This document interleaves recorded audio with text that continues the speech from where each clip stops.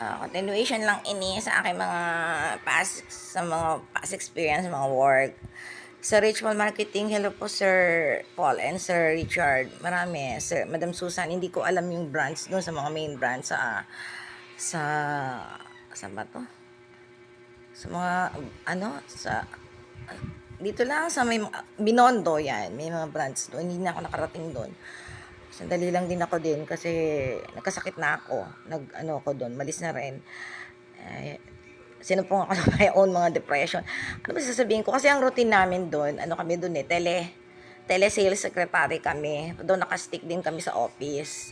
Ang pinaka-searching client namin, ng mga pinapalo up yan, natututo na ako, yung mga in-house, yung mga follow-up na yan, sa True Encyclopedia, naghanap ko ng mga client yan, follow-up.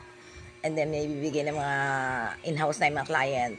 And then yung magsa-search ka ng mga new client. So, mga additional yan, no? Ipopost rin namin yung mga parts and equipment. Yun, natuto na akong, yung mga proposal letter doon, naka-format na yan. Ano mo na lang yan. Format na, ready-made na siya. Kung gusto mo i-correct, bahala ka. Kung gusto mo i-correct, nasa diskarte mo yan. Kasi makasales ka, di ba? Hindi mo kami bibigyan ng quota. Nasa loob ka ng opisina. Kasi, kung maganda yung sales mo, bakit hindi? Yung bidding niya, sa boss namin yan, ako sa computer. MG. Gagawa ka ng mga data, parang yung mga data, yung mga lines yan. Dati nag-enroll naman ako, puro kayabangan naman kay Ate Beth. OMG, wala akong natutunan. Sandali lang yun, nag-enroll ako ng computer. Si Ate Beth, kayabangan ko yan. Hindi ko naman akalaing word. OMG.